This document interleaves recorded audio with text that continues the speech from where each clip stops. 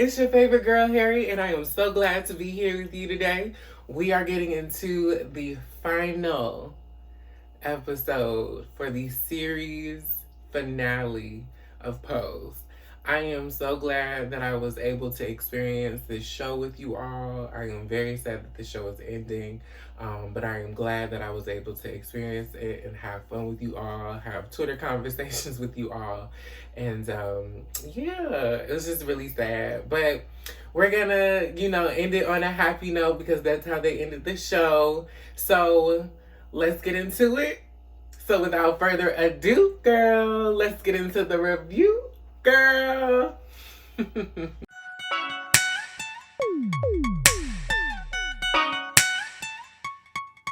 Yeah. So we start off the episode with Pray Tell in the hospital. He has checked himself into the hospital and has not let Blanca or Judy know. And so they are very concerned and very upset. But Pray Tell has gotten very bad. He now has pneumonia. He's lost practically all of his eyesight. And it's just not looking good. The doctors have basically told him, prepare for the worst. And so prior to this, Blanca had a white patient that was not doing well. He had thrush, and basically all of the conversation around AIDS and HIV, basically not knowing why it affects people worse than others and why people are, that have had it longer aren't experiencing the symptoms and, the drastic decline in health as, people that may have not had it that long or whatever the case may be. And so this particular patient is white, and they're talking about the trials for the at the time the HIV medications. And Blanca was saying, well, if you don't know anybody on the black market, or you don't have like tons of money, it's going to be really hard for you to get into those trials. But she says, make sure that you have informed yourself about what your disease is and protecting yourself and all the things that you can do to change that and make sure that you are okay, or just and just enlighten yourself about the general disease itself. So he does, but he says that he's also gonna still do research about the trial and try to get into the trial. And so some time passes, and Blanca is helping the same patient, and he's better, like drastically better. And he lets her know that he got into the trials, and she's really upset because this little white boy, he came in sick as a dog, had thrush, and now he's doing really well. And it made her think about Pray Tell. And so they find out through Chris, Blanca's boyfriend, that these trials are being held. There are 80 people in the trials, but the only people that are of color in this trial are 2 people. And so they talk to the hospital administration about it, and basically they threaten her. Judy's like, I love the way, the look in your eye, because it lets me know that you're gonna do something. And Blanca says, the only time white people do anything is if you threaten them.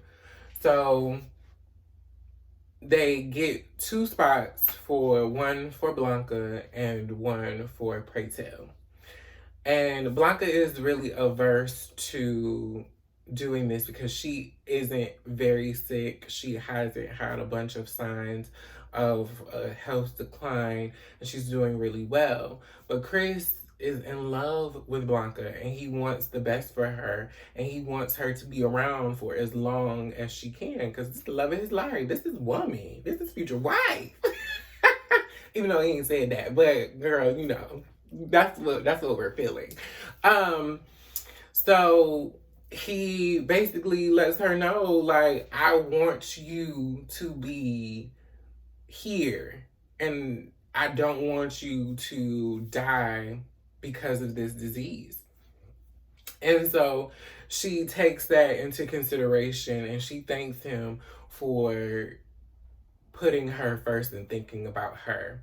And so they start taking the medication, and when you think all is lost, you see Praytel walking down the street, and he is doing very well.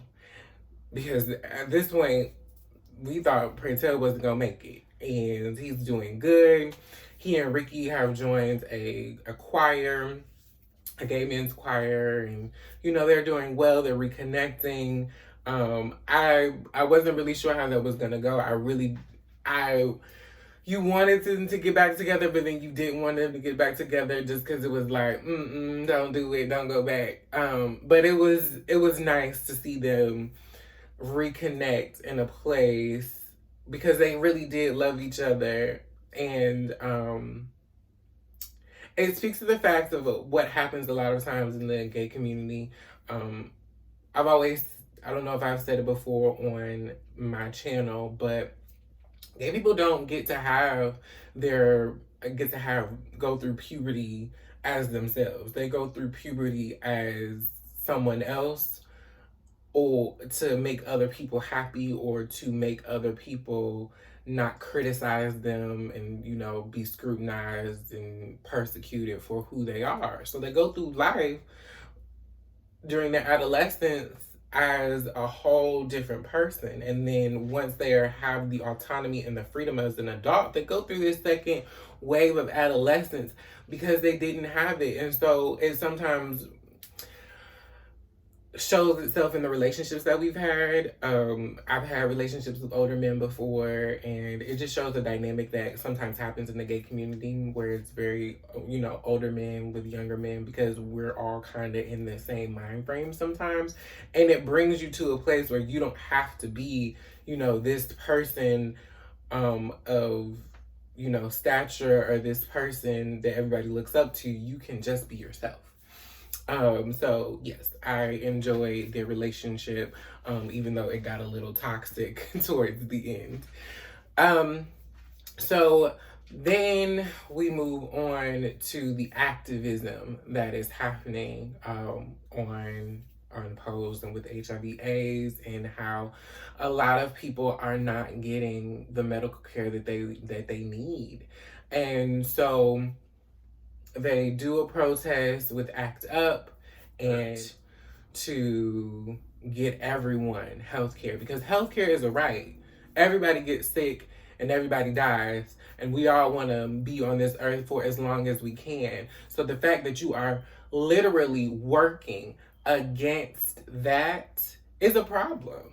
And we're still doing it today. Black and brown people literally don't have the same healthcare opportunities and privilege as white people do. It is a fight that we are still fighting today. And medication sharing is also something that happens, that we still do today, because everybody does not have the same opportunity. So it was heartbreaking to see it, but it was a reality for many of our queer ancestors that they had to go through. And Praytel is very much a part of these, part of this activism that is happening, because Ricky gets a lesion, and it's bad, and he loves Ricky, and he just wants him to be okay. And there isn't another spot in the trial. They don't want to give another spot in the trial for Ricky so that he can get his medication.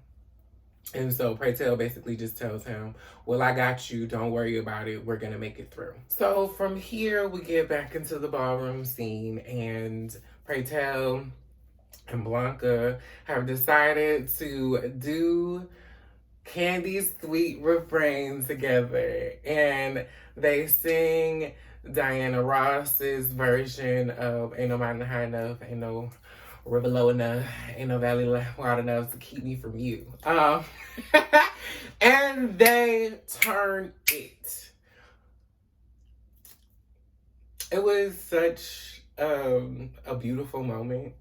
I definitely cried during it, because you see these two characters that you have grown to know and love, and you know this is the last episode, and they are giving their all in this finale performance in the ballroom, and it is just so, it's so beautiful. It was so beautiful. And then, you know, Chris came and he was seeing Blanca perform, and it was like, oh, okay. It was like, okay, you better come support your woman. Yes, we love to see it.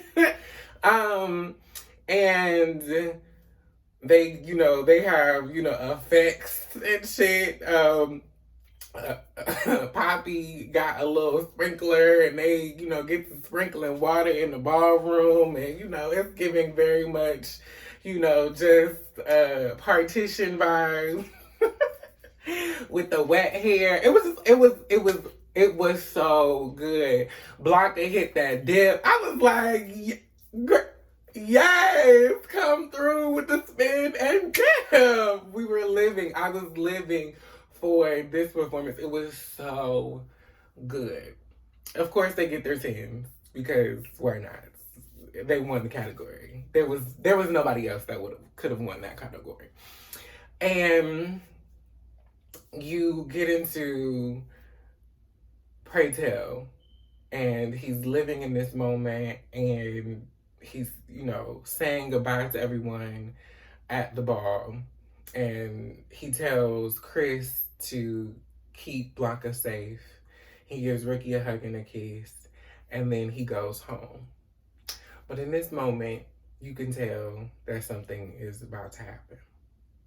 He looks at himself in the mirror as he removes his makeup. And I don't know what kind of makeup remover that was. I don't know if that was Pond's or what, girl, but girl, that makeup came off. But he's looking at himself in the mirror, and something is going to go amiss or awry. And at first you think he's going to commit suicide, but it ends up not being suicide. He ends up having a heart attack. And he passes away. And it just goes to show how sometimes people know when it's their time. It goes to show how people know when they have accomplished what they needed to accomplish in this life. And so now here they go. It was really profound moment for me. Because if you've ever known someone, especially someone older, they have an idea, and I think they be knowing when it's their time to go. And it was just really profound for me. So that next morning, Ricky comes to his apartment, and Pray Tell is not responsive. And then, he calls the ambulance, and he gets to the hospital, and he is pronounced dead. And Blanca finds out, and they have this very emotional moment in the hospital. And it was a lot. It was a lot, because if you've ever lost a friend, or somebody that was really close to you, that you didn't expect to pass away, or that was doing better, and then they pass away, it is extremely hard, because you have this hope of this person getting better, and then they're getting better, and then all of a sudden, here it is. And they had just had this, beautiful moment in the ballroom the night before. So it was definitely hard to see and hard to experience. And so, we move on, and Pray Tell's mother shows up to Blanca's home, and she's fulfilling Pray Tell's final wish of his ashes and that everybody get a piece of him. And they have this moment, which is it was a really emotional moment for me as well, because you see the chosen family and the biological family meet for the first time because they've never met. And Pratel's mother thanks Blanca for taking care of her child when she didn't or she couldn't, and being his mother and his sister and his friend. And it was so emotional for me just because I don't know how that would look, because I have a chosen family and then I also have a biological family that I'm not necessarily connected to the way I used to be before I came out. And so to think of that connection that these two groups of people would have if they were ever to meet, I just don't know what it would be. But it made me really emotional to see that for them. So yes. And so she gives her the ashes and she tells her to, give them to the people that he loves. And, she once again thanks her and they have this hug moment and they cry. And Blanca thanks her for, even though they don't have a moment together with Pratel, they were able to have this moment in remembering him. And so Blanca then gives out the ashes to the council and to Electra, Lulu, Angel, Poppy, and Ricky. And, she reads the final messages to each and every one of them about how he felt about them and how each of their beings and their existence made him feel like he could continue on. And I thought that was just really good as well. It was so good the way they, honored Pratel in this last episode. And it honestly speaks to how queer people leave a legacy, because we don't have children. We may not have, the ability to do all of these things that normal cisgender heterosexual people have, but we still leave a unique legacy upon the people that we come across and upon the people that we consider family. And it is no less valued or no less legitimate to those that we leave it to. Our culture and the queer heritage of it all is still a valid one. And it is still one that we should honor and cherish. It does not have to be the quote unquote business or generational wealth or whatever the case may be. Although those things are important, but queer people don't have that privilege sometimes. So we have these things, we have this culture that we created like ballroom that is so important to LGBT people of color. And it was beautiful. I just truly enjoyed it. And so we also get into the point of, ACT UP and how they, once again, I brought it up earlier about the ashes and spreading them over, the politicians' lawns, and Blanca, spreads the rest of the ashes along with the other activists, the ashes of Pratel along those lawns, because Pratel, that is what he would have wanted. Now, yes, he said, spread it over ocean, which I really feel like maybe they should have did half for the ocean and half for the protest. But Pratel was definitely, when it came to the HIV and AIDS activism, he was definitely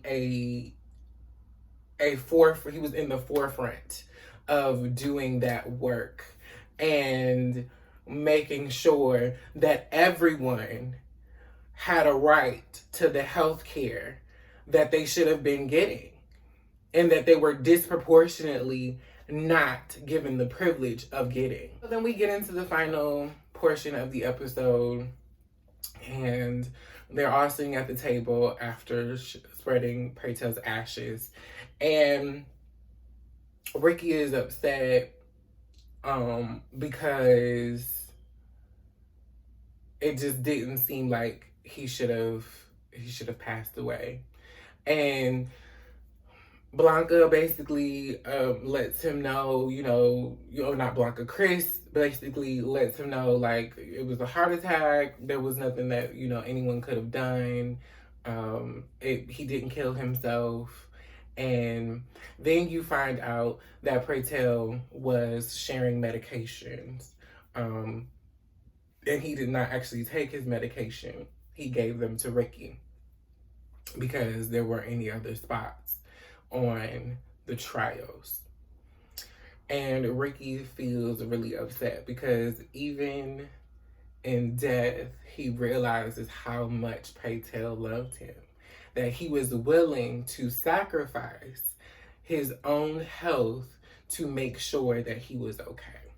And it wasn't Ricky's fault, and it was very sad to see him go through that because he thought that Praytel was sharing the dosage with him, not actually giving him everything that he had.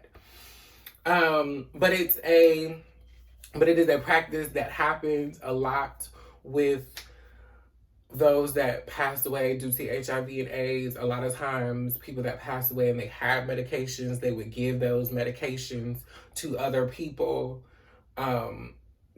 that were suffering to see if, they would be, if they would recover or whatever the case may be. That was a thing that was happening. And that's also something that they showed in, I think, last season, when Judy first became a character on the show.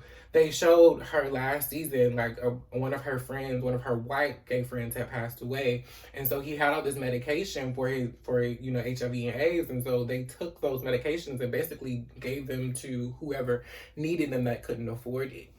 And so it just spoke truth to a lot of the experiences that many LGBT folk had around the HIV and AIDS crisis.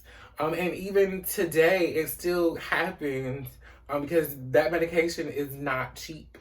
And so many people are sharing medications or giving medications away, or if you have medication and this person happened to die, sometimes that actually happens.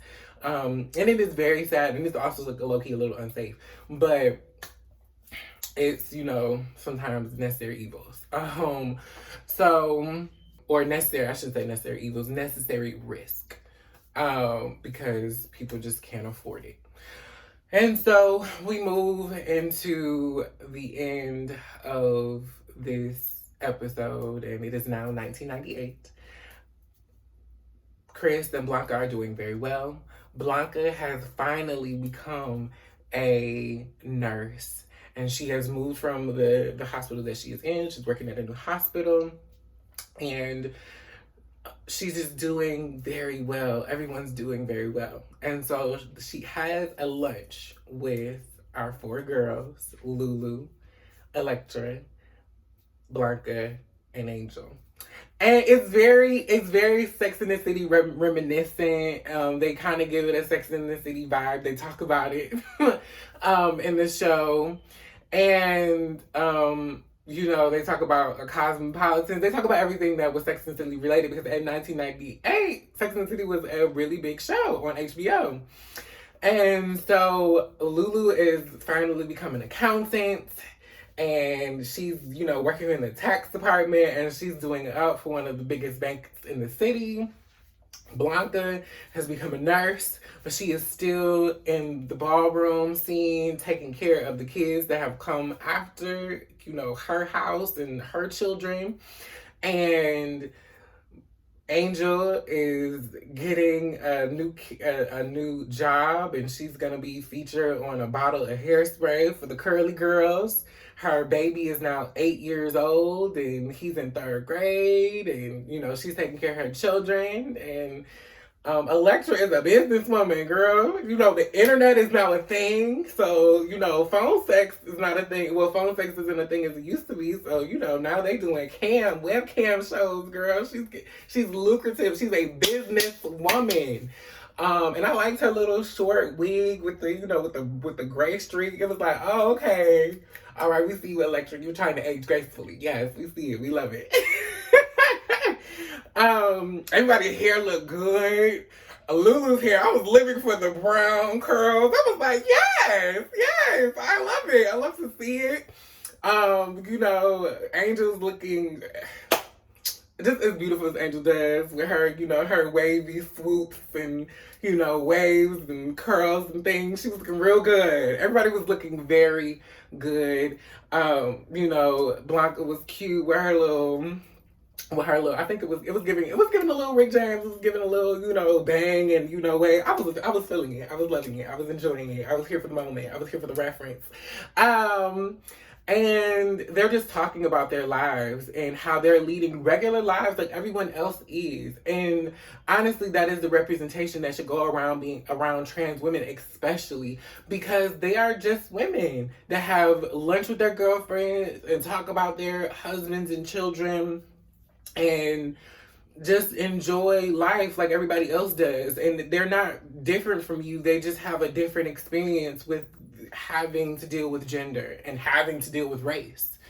And it was a very profound moment for TV because honestly, we couldn't say even back in 2000 that we would have seen 4 transgender Black women and Latina women around the table having a conversation like as if they were, the Sex and the City girls. It just wouldn't have happened. So, and then at the end of the episode, we see Ricky, and Ricky is now the father of Evangelista. He has an Evangelista tattoo, which, if you know anything about the actual ballroom world, Grandfather Extravaganza of House of Extravaganza has Grandfather Extravaganza on his what is this, tibia? I don't know, arm.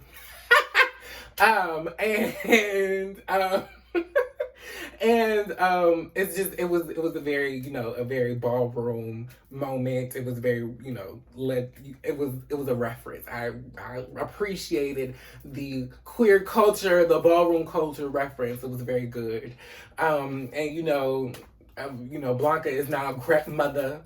She's grandmother Evangelista, and there are new children in the house, and Blanca has also invited one of her patients that has recently become HIV positive or diagnosed as HIV positive to the ball. And so her grandchildren, I should say, walk and they, get their tens and, they get their trophies, girl, and they, still pulling, the trophies. Evangelista is still that house.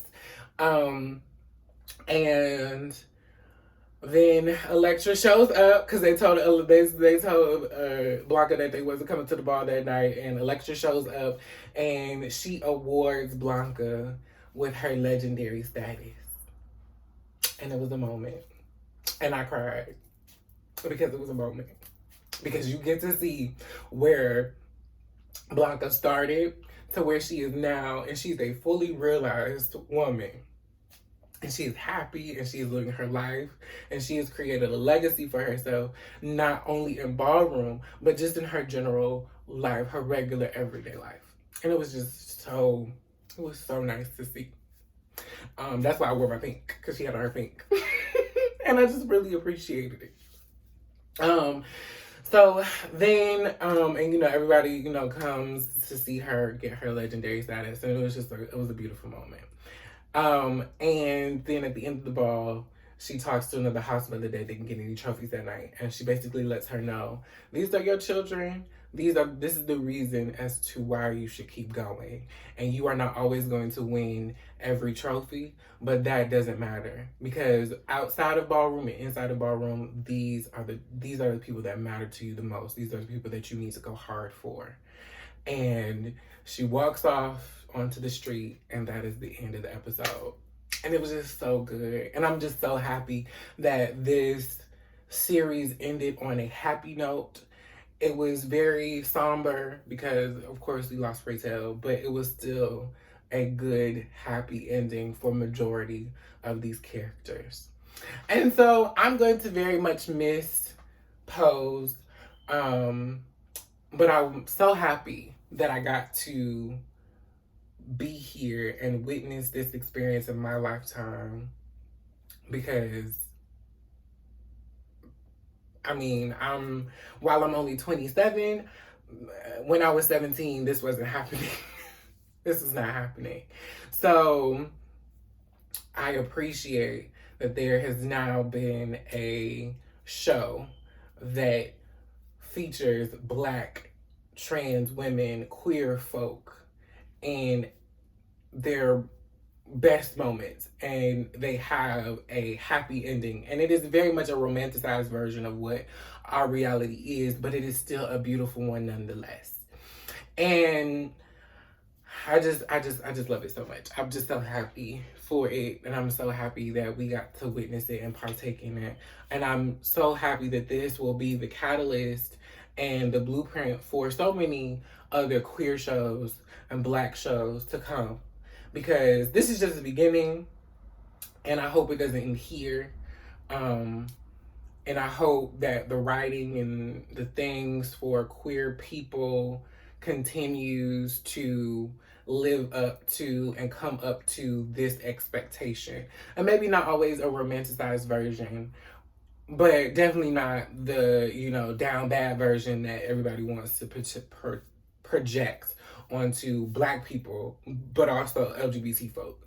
I hope that, this gives us a reason to create characters that are beautiful and honest and true, but also give us depth, give us just so many facets of being people, of living in a society that doesn't necessarily have to be, it doesn't have to speak true to life, but just giving us depth of being a human being on a show and being realized and being fully realized characters, and not being the sidekick, but being the main character and being a good main character.